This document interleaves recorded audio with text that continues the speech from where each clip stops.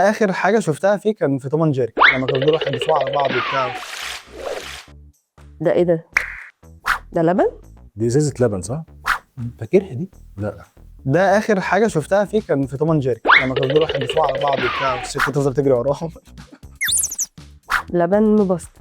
لا ده انا ما تالي، لا ما حضرتوش ده او ما شفتوش. الازازه دي كانت مع اخواتي الكبار، انما انا لا ما حضرتهاش. هو كان اللبن السايب ده اللي هو كان الراجل يعدي الصبح يجيب الكيس اللبن ده.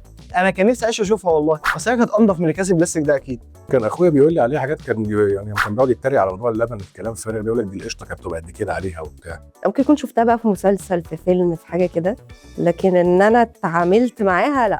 طب والله العظيم ده بعيدا بقى عن جين زي والكلام ده، بس حاسسها حاجه نظيفه يعني، بدل اكياس بلاستيك وبتاع مش عارف ايه ويتخرم بقى ويقع، وبيجي لك الساعه 6 الصبح و7 الصبح وبتاع. اكيد كان ليها مواعيد تغيير زي الناس اللي دلوقتي كده. شركه مصر الالبان طبعا هي شركه مصر الالبان كانت تمام، بس انا عمري ما شفت الازازه دي. كانت نظيفه والله، وكان شكلها كان شكل ازازه شيك.